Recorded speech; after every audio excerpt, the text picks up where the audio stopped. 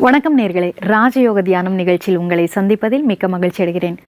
கடந்த நிகழ்ச்சியில் ராஜயோகத்தின் விதிமுறைகளை பற்றி நாம் தெரிந்து கொண்டோம். அதைத் தொடர்ந்து இந்நிகழ்ச்சியில் ராஜயோகத்தின் பலன்கள் என்னென்ன அதை பற்றி விளக்கம் தருவதற்காக நம்முடன் இணைந்துள்ளார் ராஜயோகி பிரம்மகுமார் சகோதரர் ஜெயக்குமார் அவர்கள். இவர் கடந்த 40 ஆண்டுகளாய் தன்னுடைய முழு வாழ்க்கை இறை சேவையில் அர்ப்பணித்து உலக சேவை செய்து வருகிறார். ராஜயோக தியானம் பயிற்றுவித்து வருகிறார். தமிழகத்தின் மதுரை துணை மண்டலத்தில் பல்வேறு சேவைகளை ஆற்றியிருக்கிறார். பிரஜாபிதா பிரம்மாகுமாரி ஈஸ்வரிய விஸ்வவித்யாலயத்தின் ஹெட்குவார்ட்டர்ஸான மவுண்ட் அபுவில் கடந்த 4 வருடங்களாய் சேவை செய்து வருகிறார். நேர்களே, உங்கள் சார்பில் அவரை வரவேற்கிறேன். வணக்கம். வணக்கம். ஓம் சாந்தி. ஓம் சாந்தி. கடந்த நிகழ்ச்சியில் ராஜயோகத்தின் விதிமுறைகளை பற்றி நீங்கள் புரிய வைத்தீங்க. இந்த ராஜயோகத்தை நாம் கற்பதினால் என்னென்ன பலன்கள், அதை பற்றி விளக்கம் தாங்களே. ராஜயோகத்தை நாம் பயிற்சி செய்வதன் மூலமாக நாம் நமக்குள் இருக்கக்கூடிய மகிழ்ச்சி, ஆனந்தம், அன்பு, அமைதி என்ற நற்குணங்களை நம்முடைய நடைமுறை வாழ்க்கையில் வெளிப்படுத்துவது மிக எளிதாக இருக்கும். ஒரு கதை. ஒரு முல்லா இருக்கிறாரு. அந்த முல்லா கிட்ட ஒரு மாணவன் தன்னுடைய துணிகளுடைய மூட்டை எடுத்துட்டு போய் கேட்கிறார், குருவே, எனக்குள்ள மகிழ்ச்சியே இல்லை, எனக்கு மகிழ்ச்சி எப்படி கிடைக்கும் அப்படின்னு கேட்கிறார். அந்த முல்லா உட்கார்ந்துருக்குன்றவர் எழுந்திருக்கிறாரு. அந்த மாணவன்கிட்ட ஒரே ஒரு துணி மூட்டை தான் இருக்குன்னு பார்க்குறாரு. உடனே அதை பிடுங்கிட்டு வேகமாக ஓடுறார். என்னடா இவர்கிட்ட மகிழ்ச்சி எனக்கு எப்படி கிடைக்கும்னு கேட்டால் இவர் என்னன்னா துணி மூட்டையை தூக்கிட்டு ஓடுறாரு அப்படின்னா அந்த மாணவனும் அவரை பிடிக்க பின்னாடி ஓடுறார். அந்த முல்லா அந்த கிராமத்தை ரொம்ப நல்லா தெரிஞ்சு வச்சிருக்கார். அதனால சந்து பந்துக்குள்ளா ஓடி ஓடி ஒளியிறார். முல்லா அந்த ஆரம்பத்தில் இருந்த இடத்துலயே உட்காந்துட்டு அந்த துணி மூட்டையை வச்சுறாரு. அந்த மாணவன் ஓடி இந்த ஆள் ரொம்ப பொல்லாத ஆளா இருப்பார் போல இருக்குன்னு துணி மூட்டையை பறிச்சுட்டாப்பா சந்தோஷமா இருக்குங்கிறார். இப்போ முல்லா சிரிக்கிறார். இந்த துணி மூட்டை உங்ககிட்ட முன்னாடியே தான் இருந்தது, ஆனா அப்ப சந்தோஷம் இல்லைன்னு. இப்போ அந்த துணி மூட்டை எடுத்தோடனே சந்தோஷமா இருக்குன்னு சொல்றேன். ஆக மகிழ்ச்சிங்கிறது எங்க இருக்கு? நம்முடைய மனதுக்குள்ளதான் இருக்கு. ஸோ உனக்குள்ள இருக்கக்கூடிய மகிழ்ச்சியை நீ எப்பவுமே உணரணும் அப்படின்னு முல்லா உபதேசம் செய்கிறார்.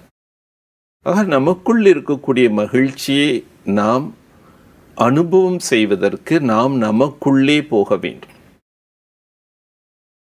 இப்போ பூமியில நம்ம தண்ணி எடுக்கணும்னா ஒருத்தர் என்ன பண்றான்னா ஒரு அடி 100 இடத்துல துவாரம் போட்டு பார்க்கறாரு, எங்கேயுமே தண்ணி வரலங்கிறார். அவருடைய நண்பன் பார்க்கறான், என்னப்பா நீ இத்தனை ஓட்ட போட்டு, இல்லை எல்லா இடத்துலயும் துவாரம் போட்டு எங்கேயுமே தண்ணி வரலையே, நீ 100 இடத்துல போடுறது பதிலாக ஒரே இடத்துல நீங்க ஆழமா போனதா பூமிக்குள்ள போனாதான் தண்ணி கிடைக்குன்னு சொன்னாராம். அந்த மாதிரி நாம அங்க இங்க அங்கன்னு வெளியில தேடிட்டு இருக்கோம் அமைதியையும் மகிழ்ச்சியும். ஆனா நமக்குள்ள போகணும். தியானம் என்பது புறச்சிந்தனைகளை நீக்கி அகச்சிந்தனை தனக்குள்ள போகணும். நான் யாரு, என்னுடைய மனம் எப்படி செயல்படுகின்றது, இறைவன் யார் என்ற நாம் அமைதியாக இருந்து நமக்குள் நாம் செல்வதுதான் ராஜயோக தியானம். இந்த தியானத்தின் மூலமாக நமக்குள் இருக்கக்கூடிய குணங்களை நாம் வெளிப்படுத்த முடியும். ராஜயோக தியானத்தினால நமக்குள்ள இருக்கக்கூடிய எதிர்மறை தன்மைகளை நாம் அழிக்க முடியும். நமக்குள்ள எதிர்மறை தன்மைகள் இருக்குங்கிறதே நிறைய பேர் உணராம இருக்காங்க, அல்லது அதெல்லாம் இயல்பு இருக்கத்தான் வேணும்னு நினைக்கிறாங்க. இதுக்கு ஒரு சின்ன ஒரு கதை. ஒரு கிராமத்துல ஒரு மூதாட்டியார். அந்த அம்மையார் ரொம்ப கூர்மையான புத்தி உள்ளவர்கள். அந்த கிராமத்தில் இருக்கக்கூடிய அனைத்து மக்களுடைய பிரச்சனைகளையும் எளிதாக தீர்த்து நல்வழி காட்டக்கூடிய ஒரு அனுபவம் நிறைந்த அம்மையார். ஒரு நாள் நல் இரவு அந்த அம்மையார் தன்னுடைய வீட்டுக்குள்ள இருந்து, ஐயையோ நெருப்பு பத்தி எரியுது, என்ன காப்பாத்துங்க, ஐயையோ நெருப்பு பத்தி எரியுது, என்ன காப்பாத்துங்கன்னு கதறான். கிராமத்து மக்கள் அந்த அம்மையார்கிட்ட ரொம்ப அன்பும் மரியாதை வச்சிருக்காங்க. இந்த குரல் கேட்டவுடனே, ஐயோ பாட்டிக்கு ஏதோ ஆபத்து போல இருக்கு அப்படின்னு எல்லாரும் ஒவ்வொரு வாளியை தண்ணி எடுத்துட்டு அந்த பாட்டியினுடைய வீட்டை நோக்கி வர்றாங்க. ஆனா வீட்டுக்கிட்ட வந்தா எந்த நெருப்பு புகை ஒண்ணுமே தெரியல. வீட்டுக்குள்ள போய் பார்க்கறாங்க, வீட்டுக்குள்ளே எங்கேயும் நெருப்பு புகை தெரியல. அந்த மூதாட்டியார் ஒரு ஓரத்துல உட்கார்ந்துட்டு, ஐயையோ தீப்பத்தி எரியுது, காப்பாத்துங்க காப்பாத்துங்கன்னு கதறான். அந்த கிராம மக்கள் போய் அந்த பாட்டியை உலுக்கி, பாட்டி எங்க தீப்பத்தி எரியுது, என்னையும் பத்தி எரியுது, உன்னையும் பத்தி எரியுது, எல்லார்கிட்டையும் இந்த நெருப்பு எரிஞ்சிட்டே இருக்கு, காப்பாத்துங்க காப்பாத்துங்கன்னு கதறாங்க. அந்த கிராம மக்கள் நினைக்கிறாங்க இந்த பாட்டிக்கு ஏதோ புத்தி பேதலிச்சிருச்சு அப்படின்னு நினைச்சிட்டு எல்லாரும் போயிடுறான். அந்த அம்மையார் அப்படியே கத்துறாங்க. ஆனா ஒரு வாலிபனுக்கு மட்டும் இந்த பாட்டி கதறதுல ஏதோ ஒரு அர்த்தம் இருக்கு அப்படின்னு அவர் வீட்டில் போய் படுத்து சிந்திக்கிறார். ஏன் இந்த அம்மையார் தீப்பத்தி எரியுது, உன்னையும் பத்தி எரியுது, என்னையும் பத்தி எரியுது, காப்பாத்துங்க காப்பாத்துங்கன்னு கத்துறாங்கன்னு யோசிக்கிறார். சிந்திக்கும் போது அவனுக்கு தோணுது, ஆமா அந்த அம்மையார் சொன்னது ரைட்டு தான். ஒவ்வொருத்தருடைய மனதுக்குள்ளேயும் கோபம், பொறாமை, வெறுப்பு என்ற பலவிதமான மன போராட்டங்கள் என்ற நெருப்பு எரிஞ்சிட்டே இருக்கு. இந்த நெருப்பு எப்படி இந்த தண்ணினால அணைக்க முடியும்னு அந்த வாலிபனுக்கு உணர்வு தோணுது. ஆக நமக்குள் இருக்கக்கூடிய தீய குணங்கள் என்ற அந்த தீ நமக்கு ரொம்ப துக்கம் கொடுக்குது. அதுதான் நம்முடைய அமைதியை கொள்ளையடிச்சிட்டு போயிடுச்சு. எப்போ நம்ம தியானம் பண்றோமோ அப்போ இந்த தீய குணங்கள் என்ற தீயை நம்ம அணைக்க முடியும். இப்போ நம்ம மனது எப்பவுமே குளிர்ச்சியா இருக்கும், அமைதியா இருக்கும். ராஜயோக தியானத்தினால நம்ம மன அமைதி அடைய முடியும். இந்த தியான பயிற்சி நமக்கு மனோசக்திகளை கொடுக்குது. எப்படி உடற்பயிற்சி செய்தால் உடலுக்கு சக்தி கிடைக்கும். அதுக்காக நான் இன்னைக்கு ஒரு நாள் 2 மணி நேரம் உடற்பயிற்சி செய்கிறேன், ஒரே நாளில் என்னுடைய மசில்ஸ் எல்லாம் ஸ்ட்ரென்த் ஆகணும் அப்படின்னா அது முடியாது. அப்புறம் மசில்ஸ் எல்லாம் ரொம்ப பெயின் தான் எடுக்கும். கிராஜுவலாக டெய்லி கொஞ்சம் கொஞ்சம் செய்ய செய்ய செய்ய செய்ய செய்ய செய்ய அந்த மசில் ஸ்ட்ரென்த் ஆகுது. இப்போ உடல் ஆரோக்கியத்திற்கு எப்படி நமக்கு அந்த உடற்பயிற்சி ரொம்ப தேவையாக இருக்கின்றதோ, அதை போல மன ஆரோக்கியத்திற்கு நமக்கு மனோசக்திகள் தேவையா இருக்கு. அந்த மனோசக்திங்கிறது எப்போ கிடைக்கும்னா நம்ம தியான பயிற்சி செய்வதன் மூலமாக தான். அதிலும் முக்கியமாக நம்ம இந்த தியான பயிற்சி செய்வதனால 8 சக்திகள் நம் நடைமுறை வாழ்க்கையில நம்ம அனுபவம் செய்ய முடியும். முதல் சக்தி பொறுமை சக்தி. பொறுத்தவர் பூமி ஆழ்வார், பதறாத காரியம் சிதறாது என்றெல்லாம் பழமொழி நம்ம கேட்டிருக்கோம். ஆனால் இன்னைக்கு நாளைக்கு நாள் என்ன ஆயிடுச்சுன்னா ரொம்ப அவசரமா எல்லா காரியம் செய்யலாம். இந்த படபடப்பான உலகத்துல சுறுசுறுப்புங்கிற பேர்ல எல்லாமே டென்ஷன் தான் ஆயிட்டு இருக்காங்களே தவிர பொறுமை இழந்துடும். எந்த ஒரு காரியத்தையும் யாரும் பொறுமையா செய்யறது. பொறுமை இழக்கக்கூடிய ஒரு காரணத்தினால பிரச்சனைகள் ரொம்ப பெருசா மாறிடும். பொறுமை இல்லாம நம்ம ஒரு சின்ன வார்த்தை கூட மற்றவங்க மேல கோபமா பேசும்போது அந்த ஒரு வார்த்தை பல விபரீதங்கள் என்பது ஏற்படுகின்றது. நம்ம மகாபாரதத்துல பார்க்கிறோம், பஞ்ச பாண்டவர்களும் திரௌபதியும் இருந்த மாளிகைக்கு துரியோதனன் பார்த்துட்டு திரும்பி போறாரு. அந்த திரும்பி போற நேரத்துல அந்த மாளிகைக்கு முன்னாடி நீரோட்டம் இருப்பது போல ஒரு அமைப்பு இருக்கும். பட் அது நீரோட்டம் கிடையாது. துரியோதனன் இது தண்ணி தான் ஓடுதுன்னு நினைச்சு தன்னுடைய வேஷ்டியை லேசா எடுத்துட்டு மேல தூக்கிட்டு அதன் மேல நடக்கிறாரு. அப்போ உடனே திரௌபதி சிரிச்சுக்கிட்டே, குருட்டு தந்தையினுடைய குழந்தை நீ குருடனா இருக்கேன்னு ஒரு கேலி பேச்சு பேசினதனுடைய விளைவு தான் மகாபாரத யுத்தத்துக்கு காரணம்னு கூட சொல்வாங்க. இந்த மாதிரி நம்ம கேலியா பேசுறது, உடனுக்குடனே பதில் கொடுக்கறது, உடனுக்குடனே நம்ம ரியாக்ட் பண்றது, இதெல்லாம் எதனால அப்படின்னா பொறுமைங்கிறது நம்ம இழந்துரும்போது நம்ம என்ன பேசுகிறோம், என்ன நம்ம ரியாக்ட் பண்ணுறோம் நமக்கு தெரியறதில்ல. அதனுடைய விளைவுகள் விபத்தாக மாறிடும். பொறுமை சக்திங்கிறது இருந்தால் தான் நம்ம அமைதியாக இருக்க முடியும், சிறப்பாக காரியம் செய்யும். நமக்கு யாராவது தீமை செய்கிறாங்க அல்லது நம்மளை யாராவது இன்சல்ட் பண்ணுறாங்க, திட்டுறாங்க, அவங்ககிட்டையும் நம்ம பொறுமையாக பிஹேவ் பண்ணணும். அவங்க அப்படி பேசிட்டாங்க, அதனால தான் நான் ஆத்திரமாக பேசினேன், படபடப்பாக பேசினேன், பேசக்கூடாது.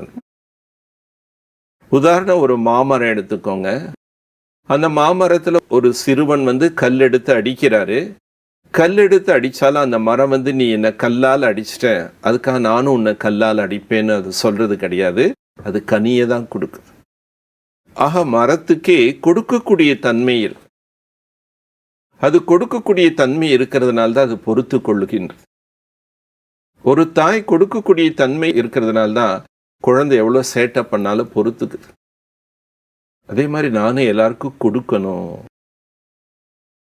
ஸோ பொறுத்தவர் பூமி ஆழ்வார்னு ஏன்னு சொல்றாங்கன்னா, நம்ம எல்லாருக்கும் கொடுக்கும்போது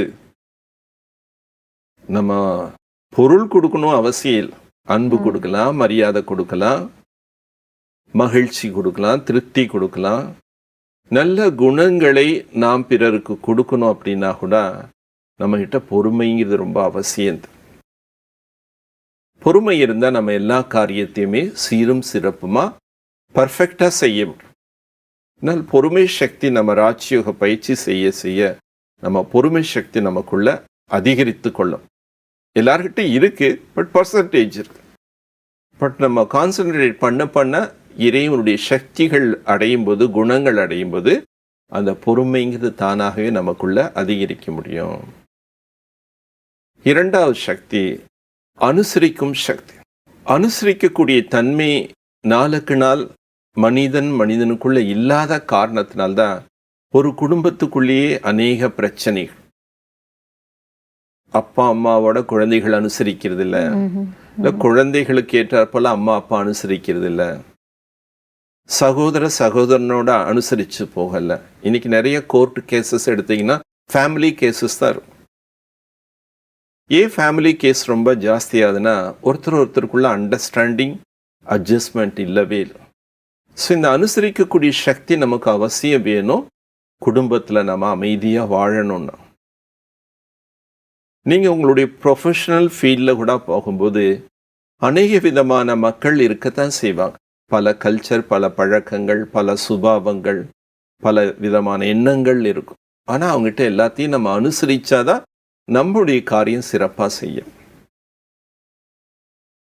ஒரு நதி ஓடி வருது, அது கடலில் போய் சேர்றதுக்காக. ஆனால் கடலில் போய் சேரணுங்கிறதுக்காக அந்த நதி பல மேடு பள்ளங்களை தாண்டுது. ஐயோ, இது இந்த இடத்துல மேடாக இருக்கே, இந்த இடத்துல பள்ளமாக இருக்கே அப்படின்னு யோசிக்காத. அதனுடைய லட்சியம் என்ன? நான் கடலோட போய் கலக்கணும். அந்த கடலோட போய் கலக்கணுங்கிற ஒரு எண்ணம் இருக்கிறதுனால அந்த நதி மேடு பள்ளத்தை கடந்து வருவது போல வாழ்க்கையிலையும் நம்ம வெற்றி அடையணும்னா மேடு பள்ளங்களோட நம்ம அனுசரித்து போகணும். அப்படின்னா சிலர் அகங்காரம் உள்ளவங்களா இருப்பாங்க, சிலர் ரொம்ப தாழ்வு மனப்பான்மை உள்ளவங்களா இருப்பாங்க. ஸோ அவங்களுடைய சுபாவங்களை அறிந்து கொண்டு அவங்களுக்கு ஏற்றாற் போல நாம் நம்முடைய விவகாரங்களை நாம் அனுசரித்து செயல்பட வேண்டும். அப்பதான் நம்ம வெற்றி பெற முடியும். அனுசரிக்கக்கூடிய சக்தி ஒரு நாணல் மாதிரி. நாணல் எடுத்துட்டீங்கன்னா ரொம்ப காத்தடிக்கும்போது ஃப்ளெக்சிபிளாக இருக்கும் இல்லையா? ஆனால் அது முறிஞ்சு போகாது. ஆனால் அது மூங்கில் எடுத்துக்கோங்க, ரொம்ப ஸ்டபர்னாக இருக்கும். அது முறிஞ்சு போயிடும். நீங்கள் ரொம்ப ஸ்ட்ரிக்டாக இருப்பீங்கன்னா, ரொம்ப லாஃபுல்லாக தான் இருப்பேன்னா, ரொம்ப ஓப்பன் ஹார்ட்டாக இருக்கேன் அப்படின்னு சொல்லிட்டு நீங்கள் ஃப்ளெக்சிபிலிட்டி இல்லைன்னா உறவுகளில் ஒரு முறிவு தான் ஏற்படும், இணக்கம் ஏற்படாது. ஃப்ளெக்சிபிலிட்டிங்கிறதுக்காக யார் எப்படிலாம் இருக்காங்களோ கெட்டவங்களோட சேர்ந்து நம்மளும் கெட்டவனாயிருது, ஏன்னா ஃப்ளெக்சிபிளாக இருக்கணும்னு. அப்படி பொருள் கிடையாது. உறுதியாகவும் இருக்கணும், வளைந்து கொடுக்கும் தன்மை இருக்கும். அதுக்கு உதாரணம் பார்த்தீங்கன்னா யானையினுடைய தும்பிக்கை. யானையினுடைய தும்பிக்கை பார்த்தீங்கன்னா ரொம்ப ஃப்ளெக்சிபிளாக இருக்கும். அது நல்லா இப்படி எல்லாம் வளையும். ஆனால் அதே நேரத்தில் பார்த்தீங்கன்னா ஒரு பெரிய மரத்தை கூட வேரோடு எடுத்துடும். அப்போ அது எவ்வளோ ஸ்ட்ராங்காக இருக்கு. நம்ம மனது உறுதியாகவும் இருக்கணும், அதே நேரத்தில் மனம் வளைந்து கொடுக்கக்கூடிய தன்மை இருக்கு. ஸோ ஒரு கோல்டு எடுத்துட்டீங்கன்னா அந்த கோல்டு பியூர் ஆக தான் அது ரொம்ப சாஃப்டாக இருக்கும். அதே மாதிரி தியானத்தினால நம்முடைய உள்ளத்தை தூய்மைப்படுத்த தான் நம்ம சாஃப்ட் மைண்ட் உள்ளவங்களாக மாற முடியும். சாஃப்ட் மைண்டு தான் ஃப்ளெக்சிபிளாக இருப்பாங்க. அவங்ககிட்ட அந்த ஒரு பிடிவாதமான ஒரு தன்மைங்கிறது இருக்காது. அதனால் உறவு முறைகள் சுமூகமாக இருக்கணும். நாம் எல்லாமே எல்லார்கிட்டையும் அன்பாக இருக்கணும்னா வளைந்து கொடுக்கும் தன்மை கூட அவசியமான. மூன்றாவது, நம்ம ராஜயோக தியான பயிற்சி செய்வதன் மூலமாக பகுத்தறிகின்ற சக்தி நம்ம அதிகரிக்கும். டிஸ்கிரிமினேஷன் ஃபார் யார் எப்படி என்பதை நாம் அறிந்து நாம் செயல்படும்போது நம்முடைய வாழ்க்கையில் நமக்கு ஏமாற்றம், துக்கம் வராது. ஐயோ தெரியாமல் நான் இந்த மாதிரி அவங்ககிட்ட வார்த்தை கொடுத்துட்டேனே, இதனால் இவ்வளோ பிரச்சனை வந்துடுச்சு அப்படின்னு நம்ம பின்னாடி வருத்தப்படும். அது செய்த பிறகு நாம் சிந்தித்து வருத்தப்படுவது பச்சாதாபம். ஆனால் அதுக்கு முன்னாடி நாமளே எந்த ஒரு காரியம் செய்யும் போதும் நமக்கு 6வது அறிவு இறைவன் கொடுத்துருக்கார். எந்த ஜீவ ஜந்துக்களுக்கும் 6 அறிவு இல்லை, 5 அறிவுன்னு சொல்றோம். நமக்கு 6வது அறிவுன்னு என்ன? பகுத்தறிவு. எந்த மிருகத்துக்கோ எந்த பசு பட்சிக்கோ பகுத்தறிவு கிடையாது. இப்படி தான் பேசணும், இப்படி பேசக்கூடாது, இப்படி தான் நடக்கணும், இப்படி நடக்கக்கூடாது, அதெல்லாம் தெரியாது. அது பாட்டி அது இஷ்டத்துக்கு என்ன வேணா செய்யும். ஏன்னா அது பகுத்தறிவு இல்லை. அதனால் நமக்கு பகுத்தறிவு இருக்கு. ஆனால் நம்ம எந்த சொல் செயல் செய்வதற்கு முன்னாடி நாம் டிஸ்கிரிமினேட் பண்ணணும். இது செய்யலாமா வேண்டாமா, இது பாவமா புண்ணியமா, இது லாபமா நஷ்டமா, இது சுகமா துக்கமா, இது செய்யறதுனால இதனுடைய விளைவுகள் எனக்கு என்ன கிடைக்கும், இது செய்யறதுனால இதனுடைய விளைவுகள் மற்றவங்களுக்கு என்ன தாக்கம் ஏற்படுத்தும்னு நாம் எப்பொழுதுமே பகுத்தறிந்து ஒரு செயல் செய்யும்போது நாம் ஒரு நல்ல ஒழுக்கம் கொண்ட ஒரு செயலை செய்யக்கூடிய ஒரு சிறந்த மனிதனாக வாழ்க்கையை அமைத்து கொள்ளும். ஒரு வைர வியாபாரிக்கு தான் சொல்லுவாங்க, அந்த வைரத்தை பார்த்தோன்னே டிஸ்கிரிமினேட் பண்ண முடியும். சாதாரண மனிதர்கள் பார்த்தாங்கன்னா அது கல்லுன்னு தான் நினைப்பாங்க. நமக்கு அதை பற்றி ஒன்றும் தெரியாது. காரணம், அவங்களுக்கு அந்த வைரத்தை பார்த்த உடனே அந்த வைரத்தினுடைய தரம், அந்த வைரத்தில் தோஷம் இருக்கா, அந்த வைரம் எத்தனை கேரட் அப்படிலாம் பகுத்தறிகிறாங்க. இது மாதிரி நம்முடைய வாழ்க்கை கூட ஒரு வைரம் போன்ற ஒரு வாழ்க்கையாக, மதிப்பு நிறைந்த வாழ்க்கையாக நாம் உருவாக்க வேண்டும் என்றால் பகுத்தறியும் சக்தி ரொம்ப நமக்கு அவசியமானது. ஏன்னா பகுத்தறிந்து செய்யும்போது தான் மனம் போன போக்கில் போகாம ஒரு ஒழுக்கமான வாழ்க்கை அமைத்து கொள்ள முடியும். ஒரு நல்ல கேரக்டர் நம்ம லைஃப்ல பில்டப் பண்ண முடியும். மகாத்மா காந்தி ஒரு வாக்கியம் சொல்லியிருக்காரு, wealth is last, nothing is last. Health is last, something is last. If character is last, everything is last. நம்முடைய செல்வம் இழந்தால் நமக்கு அது இழப்பே இல்லை. ஏன்னா செல்வம் என்பது செல்லக்கூடியது, அது போகும் வரும். ஆனால் நம்முடைய ஆரோக்கியத்தை இழந்தா ஏதோ சற்று நமக்கு இழப்பு ஏற்படும். ஆனால் ஒழுக்கத்தை இழந்தா நம்ம எல்லாத்தையும் இழந்துடும். அந்த ஒழுக்கத்தை இழக்காமல் ஒரு ஒழுக்கமான மனிதனாக இந்த கலியுகத்தில் நம்ம வாழணும் அப்படின்னா நமக்குள்ள டிஸ்கிரிமினேஷன் பவர் ரொம்ப அவசியம், தேவையாக இருக்கு. அப்போ நம்ம வாழ்க்கையை வைரமாக ஆக்கி கொள்ள முடியும். ராஜ்யோக தியானத்தை நம்ம தினம் பயிற்சி செய்தனா நமக்குள்ள ஜட்ஜ்மெண்ட் பவர், தீர்மானிக்கின்ற சக்தி. நீதி தேவதையிடம் பார்த்தீங்கன்னா கண்ணை மூடி இருப்பாங்க, தெராசு காட்டி இருப்பாங்க. தெராசுங்கிறது எதை காட்டுது? அந்த முள் கரெக்டா இருந்தாதான் ஜட்ஜ்மெண்ட் கரெக்டா. நம்ம வாழ்க்கையில சூழ்நிலைக்கு ஏற்றாற் போல, மனிதர்களுக்கு ஏற்றாற் போல, விருப்ப வெறுப்புகளுக்கு ஏற்றாற் போல நம்ம ஜட்ஜ்மெண்ட் எடுக்கிறோம். ஆனால் அப்படி இல்லாம நம்முடைய புத்தி என்ற முள் பரமாத்மா கிட்ட நம்ம வச்சு நாம் அவருடைய சக்திகளை அடையும் பொழுது நாம் எந்த சூழ்நிலைகளையும் சரியான தீர்மானம் எடுத்து சரியான செயல்களை செய்ய முடியும். ஆக தீர்ப்பெடுப்பது ரொம்ப அவசியம். ஏன்னா எப்படிப்பட்ட தீர்மானம் எடுக்கின்றேனோ அதுதான் என்னுடைய செயலாக விதியாக மாறும். ஸோ நான் தீர்மானம் எடுத்த பிறகு, நான் செய்த பிறகு நான் வருத்தப்படுறதுனால அதுக்கு ஒன்றுமே பலன் இல்லை. ஏன்னா செய்துட்டேன், அதனுடைய பலன் நான் திரும்பி அனுபவிச்சுதான். அதாவது நம்முடைய செய்து அதனுடைய விளைவுகளை அனுபவிக்கும் போது நம்ம துக்கப்படுறதை விட நாம் சரியான தீர்மானம் எடுத்து சரியான செயல்கள் செய்யக்கூடியவர்களாக நாம் வாழ்க்கை அமைய வேண்டும் என்றால் நம்முடைய புத்தி என்ற முள் சரியா இருக்கணும். நம்முடைய discrimination power and judgement power என்றோ அவசியம் தேவை. ராஜயோக தியானத்தினால நாம் பொறுமை சக்தி, அனுசரிக்கக்கூடிய சக்தி, பகுத்தறியக்கூடிய சக்தி, தீர்மானிக்கின்ற சக்திகளை நாம் வளர்த்து கொள்ள முடியும். அப்போ நம்முடைய வாழ்க்கை ஒரு வெற்றிகரமான வாழ்க்கையாக, மதிப்பான வாழ்க்கையாக, வைரம் போன்ற வாழ்க்கையாக நாம் அனுபவம் செய்ய முடியும். ரொம்ப அழகாக, சிறப்பாக இந்த ராஜயோகத்தின் பலன்களை பற்றி ரொம்ப அழகாக சொன்னீங்க. அதற்காக இந்த நிகழ்ச்சியில் கலந்து கொண்டதற்காகவும் நன்றி. வணக்கம். நன்றி, வணக்கம். எப்படி உடல் பயிற்சி செய்வதனால் உடலுக்கு சக்தி கிடைக்குதோ அதேபோல் ராஜயோக தியானம் செய்வதனால் மனதிற்கு சக்தி கிடைக்குது என்பதை பற்றி நாம் தெரிந்து கொண்டோம். இந்த நிகழ்ச்சியின் தொடர்ச்சி அடுத்த நிகழ்ச்சியில் நாம் தெரிந்து கொள்ளலாம். அதுவரையிலும் நன்றி கூறி விடைபெறுகிறேன். நன்றி, வணக்கம். ஓம் சாந்தி.